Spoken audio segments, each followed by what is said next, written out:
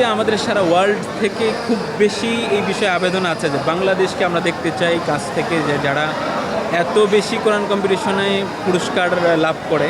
লিবিয়ায় যাওয়ার ক্ষেত্রে একটা বাধ্যবাধকতা আছে বাংলাদেশ থেকে, তবু কোরআন কম্পিটিশনের ক্ষেত্রে তাদের আন্তরিক সহযোগিতা আমাদের জন্যে পথ উন্মোচিত হয়েছে। আলহামদুলিল্লাহ, আন্তর্জাতিক ক্রীড়া সংস্থা বাংলাদেশ কর্তৃক নির্বাচিত প্রতিযোগী হাফেজ আনাস বিন আতিক লিবিয়া 13তম আন্তর্জাতিক হিফজুল কোরআন প্রতিযোগিতার 2025-এর আসরে গোটা পৃথিবীর 75টি দেশের মধ্যে সে তৃতীয় স্থান অধিকার করেছে।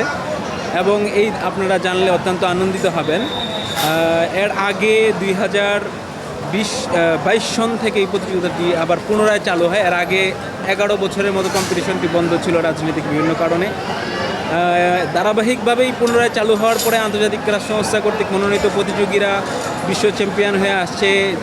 2022 সনে হাফেজ সালেহ আহমদ তাকরিম সেটাই প্রথম প্রতিযোগিতা ছিল, সেখানে 7 নাম্বার। এরপরের বছর হাফেজ আবু তলহা এই কম্পিটিশনে দ্বিতীয় হয়েছিল। সেই ধারাবাহিকতায় এবার সে তৃতীয় হয়েছে গোটা বিশ্বের সাথে কম্পিটিশন করে। এছাড়াও আনাসের মতো আরও অনেক প্রতিযোগীরা সেনেগাল, আমেরিকা, ইথিওপিয়া বিভিন্ন দেশে আমাদের ছেলেরা ভালো রেজাল্ট করছে।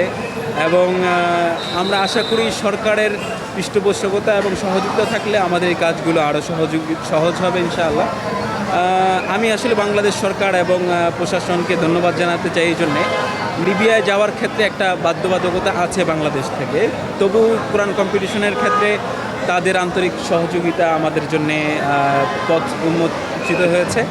বসুন্ধরা টিস্যু, অশুদ্ধতার বিরুদ্ধে এক বিন্দুও ছাড় নয়।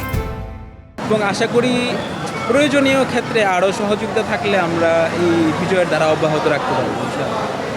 আরেকটা বিষয়ে বলতে হয়, সেটা হচ্ছে যদি স্বচ্ছ বিচার কার্য পরিচালনা করা যায় তাহলে বাংলাদেশের বিজয়ের এই ধারাবাহিকতা অবশ্যই অব্যাহত থাকবে। সেক্ষেত্রে ইসলামিক ফাউন্ডেশনকে আরও রেডিলে সাজানো যেতে পারে। ইসলামিক ফাউন্ডেশনের বিচারক বোর্ড আরও স্বচ্ছ যোগ্যদেরকে নিয়ে গঠন হতে পারে। সেই ক্ষেত্রে বাংলাদেশ আরও বিশ্বের দরবারে মাথা তুলে দাঁড়াতে পারবে ইনশাআল্লাহ।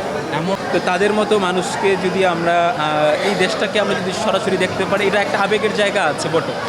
তাছাড়া আমরা প্রাথমিকভাবে এটা ঘোষণা করেছিলাম, আসলে রাষ্ট্রের পরিস্থিতি, অস্থিরতা সব কিছু মিলে এটা এখনও হয়ে ওঠে নাই। তবে যদি সরকার উদ্যোগ নিয়ে এটা করে তাহলে এটা সবচেয়ে বেশি সুন্দর এবং গ্রহণযোগ্য হবে। সৌদি আরব, দুবাই, কুয়েত, বাহরাইন, লিবিয়া সহ বিভিন্ন দেশের সরকারি পৃষ্ঠপোষকতা এই কম্পিটিশন হয়ে থাকে। তো অবশ্য আন্তর্জাতিক ক্রীড়া সংস্থা বাংলাদেশের আহ্বানে সাড়া দিয়ে 2020 সনে একটি উদ্যোগ নেওয়া হয়েছিল, পরে কোভিডের কারণে সেটা স্থগিত হয়ে যায়। পরে অনলাইনে অবশ্য স্বল্প পরিসরে হয়, কিন্তু সেই আয়োজনটি আর হয়নি। তো আমাদের মাননীয় ধর্ম উপদেষ্টা ডক্টর আফম খালি সাহেব আমাদের অত্যন্ত কাছের মানুষ, তার আমলেই যদি উনি একটি উদ্যোগের সূচনা করেন, বাংলাদেশকে বিশ্ব দরবারে আরও সমুন্নত করা যাবে, বড় করে উপস্থাপন করা যাবে ইনশাআল্লাহ। আর সেই ক্ষেত্রে আন্তর্জাতিক ক্রীড়া সংস্থার সর্বোচ্চ অভিজ্ঞতাকে কাজে লাগিয়ে ইনশাআল্লাহ আমরা সহযোগিতা করার জন্য প্রস্তুত আছি।